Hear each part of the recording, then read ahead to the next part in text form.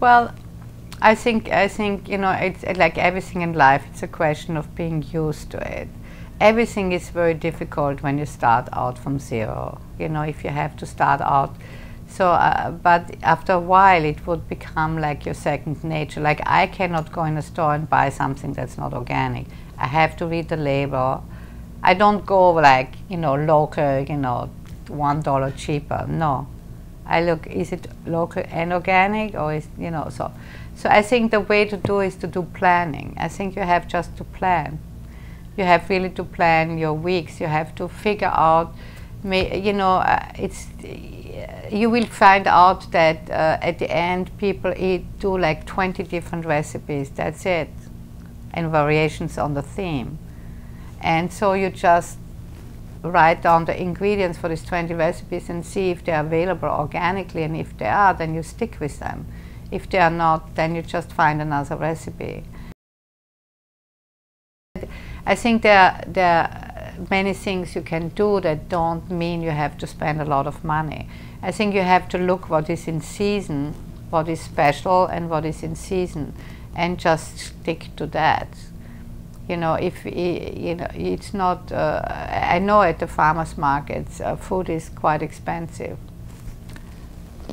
but I think that's the true price of food, and that's what the farmer has to charge to have a living. And we want to keep our farmers. You know, we lost so many farmers, and it's only now, because of the resurrection of farmers market, that we have now, you know, farmers again, small and mid-sized farmers, because everything became only this agri-business and these mega farms that you know, produce soulless, empty calorie food.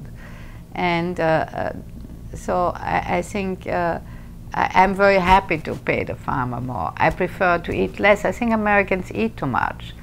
I think I think in America one should concentrate on, actually I shouldn't say in America, in Europe it's getting bad too, at quality and not at quantity. I mean, how much steak do you need? You don't need, you know, a 16-ounce, 18-ounce steak that flips over the plate. You know, you need like, you know, 4 ounces is plenty. We should take an example from Asian cultures that use the protein as a flavoring agent and not as the main ingredient on their dinner plate. And because, you know, rice and potatoes and beans and, you know, they are not very expensive, and lentils, they go a long way. They go a long way, and you just do that. And when you cook something like this, like potatoes, just cook more, and the next day you have a potato salad, or you make a, you know, hash browns, or, you know, you saute them with some onions or with an egg, put some egg and cheese in it. With a salad, you have another meal. You know, we have just to learn. You have to learn how to stretch the dollar, and whatever you make, when it's too much, you don't, and not think about leftover something negative. On the contrary, leftover is something that should inspire you to do something new out of it that is enticing. But then you have to learn how to do things a million ways.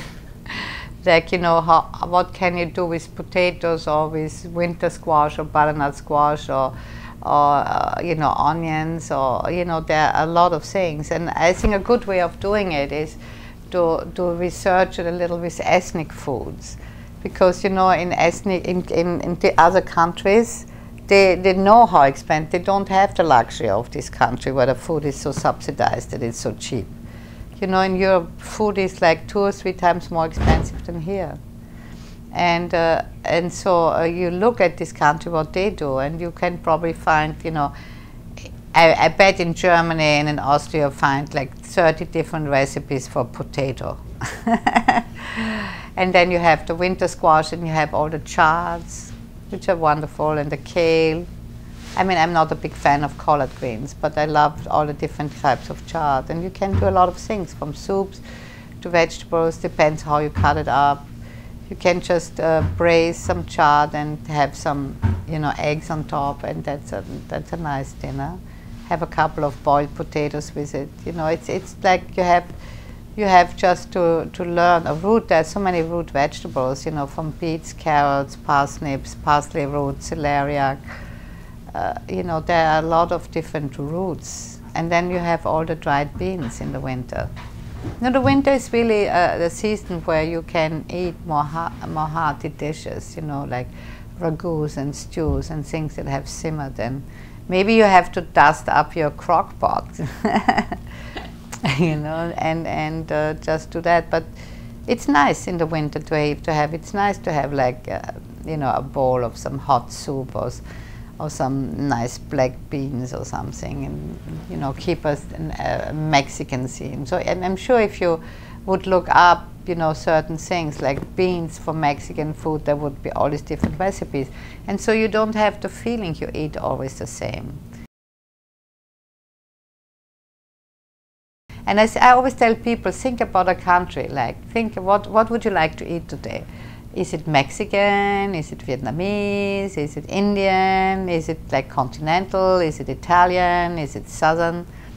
And then this should be your inspiration. And the Southern, what is Southern? Southern is like, you know, barbecue and beans and succotash and, you know, that kind of thing. And or you look, then you just look up in a cookbook, in a Southern cookbook, and see what they have. And that the same with every country. You know, Middle Eastern, the Lebanese, they do a lot of, Ethiopian, it's mostly all vegetarian.